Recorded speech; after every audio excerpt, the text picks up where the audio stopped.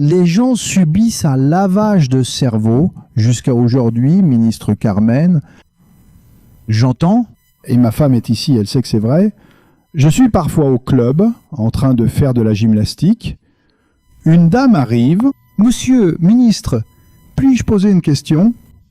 Ça, au milieu de l'exercice, la personne est complètement déplacée. Hein? Et pour qu'on ne dise pas que je suis plus mal élevé qu'on ne le pense, je dis « Bien sûr ». Maintenant que j'ai quitté le TSE depuis 2 ans, pourquoi ne libérez-vous pas le code source? Alors je rétorque et je dis « Madame, monsieur, savez-vous ce qu'est le code source? Oui, c'est ce qui sert à frauder l'élection. » Elle dit « Non, voyez-vous, le code source, pour être très simple avec vous, je dis à la personne, à mon interlocuteur, c'est un traducteur, c'est que vous entrez le numéro et lui, à travers, n'est-ce pas, un mécanisme, il dit que ce numéro appartient à cet électeur, pardon, à ce candidat, mais en même temps, il n'identifie pas qui a voté pour qui, afin de garantir le secret du vote.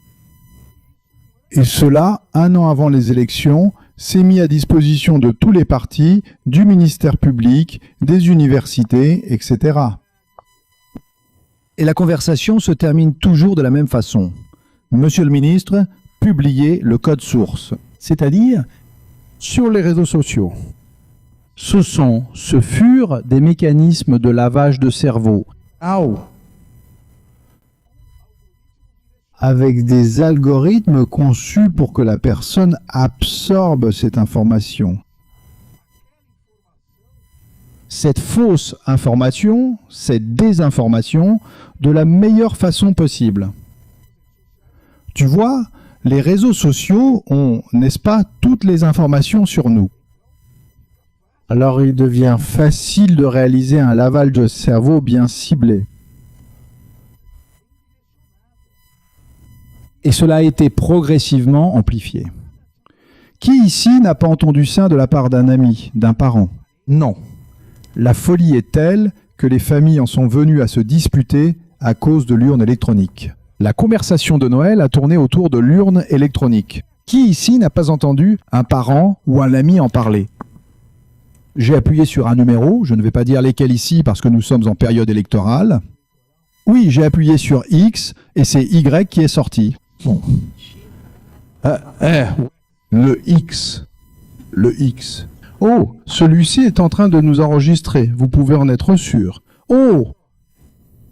Alors tu demandes à la personne, tu es sûr? Pourquoi tu n'as pas réclamé sur le moment? Oui, parce que c'est pas... Et puis ils ont commencé à diffuser des petits films, tu vois. Les gens filmaient, tu regardais ça, c'était tellement ridicule, il y avait des coupures. Sauf que ça a pris de l'ampleur. Un tel niveau de désinformation. Donc nous avions, comme ça, en 2000, nous avons eu les élections générales de 2018. Le point culminant lors des élections de 2022, qui ont été les élections où la ministre Carmen et moi étions ensemble au TSE. Nous avions, en tant que justice électorale, à défendre la démocratie, à défendre la liberté de vote et le secret du vote. Interpréter les normes électorales, les normes constitutionnelles et électorales à partir de cette nouvelle réalité. Et regarde, pourquoi toi? Pourquoi toi? Por que você pode? Et annuler l'enregistrement de la candidature, révoquer le mandat, déclarer l'inéligibilité pour abus de pouvoir politique, abus de pouvoir économique et abus des moyens de communication. Et on ne peut pas, pour abus de la désinformation sur les réseaux sociaux, et on disait non, les réseaux sociaux ne sont pas des moyens de communication, ce sont des entreprises technologiques. Un candidat au poste de conseiller municipal qui abuse du petit journal de la ville, qui tire à 600 exemplaires, peut être condamné pour abus. Il pouvait être condamné pour abus dans l'utilisation des moyens de communication. Tout le système de désinformation qui touche des millions et des millions d'électeurs dans des entreprises de technologie. Or, il n'y a aucune logique là-dedans.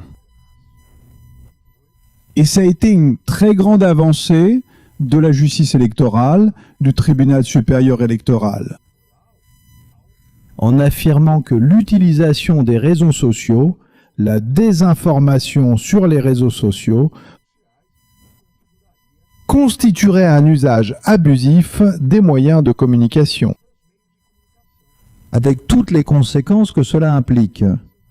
D'autant plus qu'aujourd'hui, déjà en 2022, aujourd'hui plus que jamais, le principal moyen de communication qui existe, ce sont les réseaux sociaux. Personne ici, pour ne pas dire personne, presque personne ici, ne passe une journée sans accéder à des nouvelles, sans regarder des vidéos sur les réseaux sociaux. Maintenant, tout le monde ne regarde pas les journaux télévisés tous les jours à la télévision. Il y a ce qu'on appelle, entre guillemets, parce qu'aujourd'hui tout le monde est influenceur. Oui, les influenceurs. Il y a des influenceurs qui ont plus d'audience que la plupart des journaux télévisés. Alors, écoute, si c'est l'instrument qui transmet les nouvelles, les informations et une grande partie de la désinformation à l'électorat passe par les médias. Et à partir de là, il a été possible d'avoir une réglementation du tribunal supérieur électoral pour ce combat. Lors des élections de 2022, ensuite lors des élections présidées par la ministre Carmen en 2024, et maintenant lors des élections de 2026. Avec un problème, ou avec un gros problème, depuis 2022. La désinformation via les réseaux sociaux a été amplifiée par l'utilisation et le développement accru de l'intelligence artificielle. En 2022, la question des vidéos et des voix n'en était encore qu'à ses débuts. Aujourd'hui, nous avons des vidéos, cette conversation que nous avons ici avec l'intelligence artificielle. Elle utilise toute l'image et la modifie. Ce n'est pas seulement ce que vous dites qui est modifié, mais aussi le mouvement des lèvres. Elle modifie parce que si quelqu'un fait une lecture labiale, il semble que vous dites quelque chose que vous n'avez pas dit. C'est extrêmement dangereux pour la manipulation de l'électorat. Lors des élections en Argentine, nous avons eu, la veille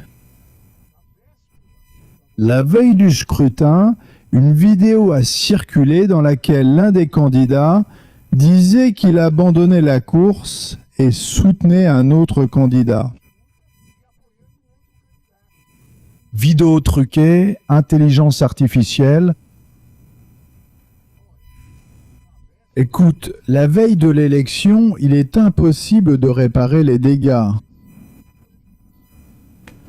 Comment réglementer cela? Comment contrôler cela? Et comment éviter que cela ne détruise la liberté de choix de l'électeur à cause de cette désinformation massive? Eh bien, c'est à la fois de manière préventive et répressive.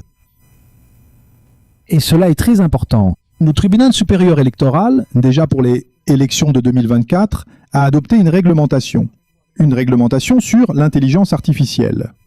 Maintenant, pour 2026, quelqu'un pourrait dire « mais cela n'empêche pas l'utilisation ». Oui, le code pénal existe et n'empêche pas la commission de crimes. Mais a dit que celui qui le fera sera tenu responsable. C'est la question la plus importante. En plus de tout le contrôle préalable aux élections, tous les candidats doivent en avoir pleinement conscience. Que si la veille, ils veulent utiliser des mécanismes de désinformation amplifiés par l'intelligence artificielle, cela entraînera une disqualification électorale. Parce que sinon, ils vont les utiliser. Ils vont les utiliser, ils changent, ils peuvent changer. Pied. La volonté d'une partie de l'électorat. Et s'il n'y a aucune conséquence, nous allons normaliser une situation terrible d'attaque contre la démocratie et la libre volonté de l'électeur. L'électeur peut, mais l'électeur a changé son vote. Il a changé son vote parce qu'il a été bombardé d'informations totalement fausses qui, grâce à la technologie, semblaient vraies. Et ça ne sert à rien, après une semaine, de venir avec ça, vrai ou faux. Ah, vraiment, c'était faux. L'élection est terminée. Donc là, la justice électorale doit punir sévèrement. Sur la question électorale, juste une chose, et la ministre Carmen le sait mieux que moi, puisqu'elle a déjà présidé 2 fois le tribunal supérieur électoral. Juste une chose. Je ne dirais pas que cela évite totalement, mais cela réduit beaucoup. Et puis la pratique d'actes illicites par les candidats, la peur d'être destitué ensuite. L'amende, ils s'en fichent, d'autant plus qu'ils ne vont pas la payer avec leur propre argent. Maintenant, la peur. Et alors, merci. Et alors c'est être destitué, perdre le mandat, ça change tout. Ça influence. C'est ce qui s'est passé et c'est un autre grand cheval de bataille de la ministre Carmen. C'est ainsi que nous, au TSE, avons réussi à réduire considérablement la fraude liée aux candidatures féminines. Jusque-là, tout le monde le sait, 30% des sièges à la proportionnelle doivent être occupés par des femmes. Que faisaient les partis ? Ils mettaient des candidates fictives. Ils appelaient une femme, elle n'avait pas de voix. Même elle ne votait pas pour elle-même. Dans le bureau de vote où elle votait, il n'y avait pas son propre vote pour elle-même. Mais jusqu'à présent, seule elle perdait l'élection. Seule elle était condamnée et devenait inéligible. À partir également d'un changement, au moment de la composition de notre tribunal supérieur électoral, y compris avec la publication d'une directive jurisprudentielle au tribunal supérieur électoral. S'il y a fraude, toute la candidature et toute la liste du parti sont invalidées. Il y a eu fraude. Ils ont élu les hommes grâce à la fraude. Ils sont tous destitués. De la même manière, on a peu contenu l'abus dans l'utilisation de la désinformation sur les réseaux sociaux. À partir du moment où le TSE, l'affaire Linden, le député fédéral du Paraná a été destitué. Exactement, à cause de l'utilisation. Utilisation le jour de l'élection, voyez, ils attendent la veille ou le jour même pour utiliser, parce qu'il n'y a pas le temps de démentir la nouvelle. Alors, qu'est-ce qu'il reste ? Annuler l'enregistrement de la candidature ou révoquer le mandat. Et cela, la justice électorale l'a bien précisé. Et pour tous les candidats, toutes les candidates, indépendamment de leur couleur politique, de leur idéologie, de leur parti, les lecteurs, les lectrices doivent être respectés. La liberté de choix à partir de tout type d'information et non de désinformation manipulée. Et le secret du vote garanti par les urnes électroniques, qui n'ont jamais, c'est pas qu'il y ait eu 2 cas, cela a été prouvé, il n'y a jamais eu de cas où une fraude aux urnes électroniques a été prouvée. C'est le seul pays au monde, nous sommes la 4e démocratie du monde en nombre d'électeurs. C'est le seul pays au monde qui proclame le résultat le même jour, que ce soit lors des élections générales ou municipales, c'est quelques heures après la fin du vote que le résultat est proclamé.